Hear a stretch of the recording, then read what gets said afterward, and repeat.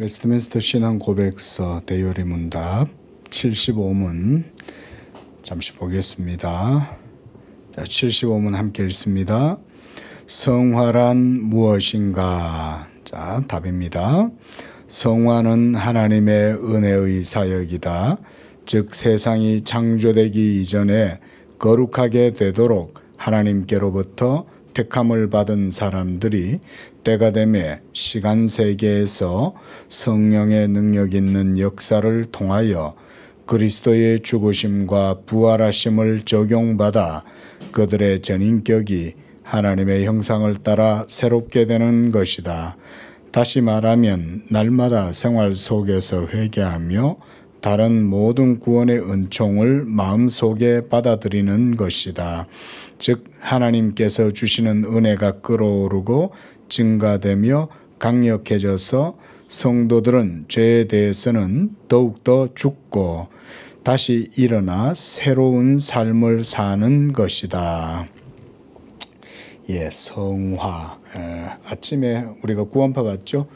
구원파는 율법을 부정하기 때문에 그래서 성화도 부정합니다. 성화는 없어요.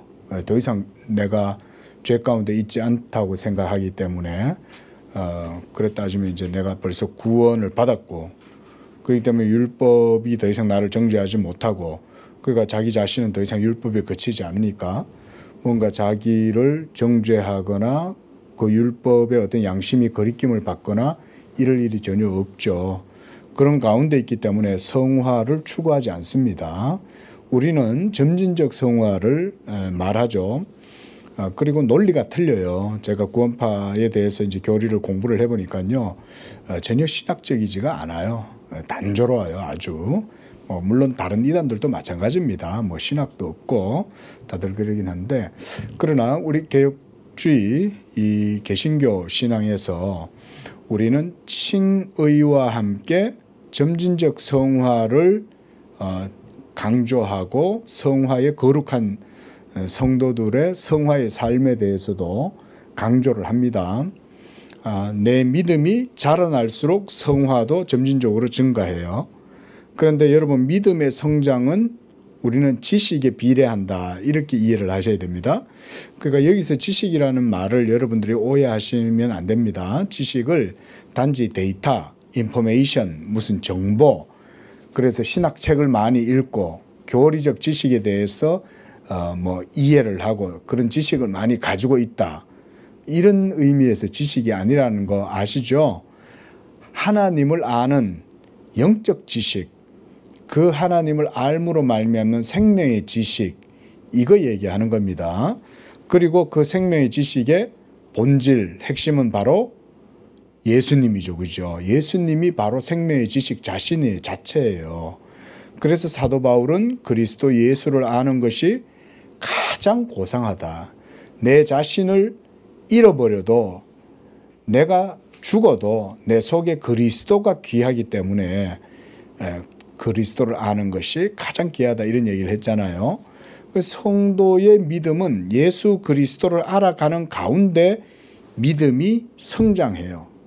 그러면 믿음이 성장하면 그 믿음의 실천성도 점차 드러나겠죠. 자, 어린아이 때는 어린아이의 말과 생각과 행동을 합니다. 사도 바울이 그렇게 비유를 들죠. 그죠? 그러나 장성한 분량에 이르면 장성한 자들은 어른스러운 말과 생각과 행동을 하죠. 믿음도 똑같아요. 우리가 영적인 자도 이제 그리스도 예수를 믿음으로 그 신앙 지식이 자라나고 그게 점점 자라나면 우리의 믿음이 자라요. 그럼 우리 믿음이 자라면 그게 실천적 삶으로 드러나게 되는 겁니다. 여기서는 이제 75문에서는 교리적으로 이제 설명을 먼저 해놓고 있죠. 그래서 성화는 먼저 택함받은 자들이 주어진 삶이고, 그 다음 세 번째 줄 보면 성령의 능력의 역사를 통해서 이루어지는 것이고, 그 다음 줄에 보면 그리스도의 객관적 사역이 죽으심과 부활하심으로 이 객관적 사역이 우리에게 성령을 통해서 적용된다. 우리가 이런 정도는 교리적으로 이해를 하시죠. 그래서 그리스도의 객관적 사역을 우리에게 주관적으로 적용시켜 주시는 분이 누구십니까?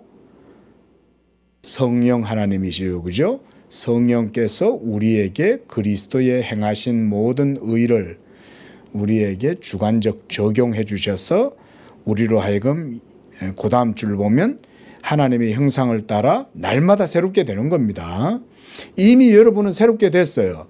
그리고 지금 이 순간 예수님이 오시든지 아니면 지금 이 순간 우리가 임종해서 부시불식간에 우리가 사망을 겪어도 우리는 천국 가요, 여러분. 예수를 믿고 계시면 여러분 그거는 전혀 흔들리지 않습니다. 그런데 그럼 날마다 죽는다 하고 날마다 성화는 왜 필요합니까? 그건 그런 의미가 아니라 하나님이 지상에서의 여러분들의 생애와 삶 속에서 하나님의 영광을 위해서 여러분들의 삶이 이제 저 하늘에 적합한 그런 영적인 존재로 이 땅 가운데에서 하나님의 뜻을 드러내기 위해서 하나님이 여러분들로 하여금 성화의 삶을 살아가게 하시는 거예요. 성화가 완전해져야 구원받는 거 아닙니까? 그런 거 없어요. 이미 우리는 벌써 구원받았어요. 내 믿음과 성화가 조금밖에 진행이 안 되든지 내 성화가 아직 요 정도밖에 성장 안 했다 해서 내 구원이 취소되거나 내 구원이 약화되는 건 절대 아닙니다. 그러나 성화는 하나님의 다른 목적이 있어요.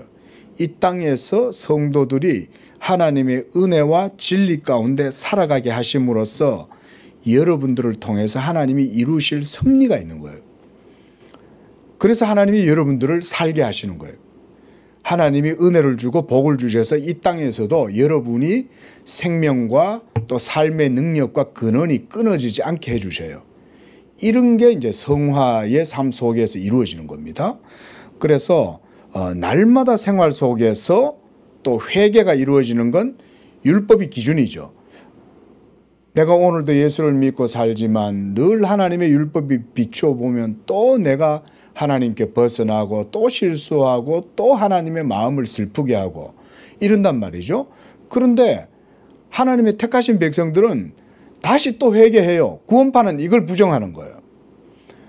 그러나 우리는 날마다 회개하고 다시 자기 십자가를 지고 여기도 보면 그런 얘기가 있습니다. 생활 속에서 회개하고 구원의 은총의 마음을 받아들이고 그러면서 죄에 대하여는 더욱 죽고 그래서 다시 일어나는 삶을 사는 것.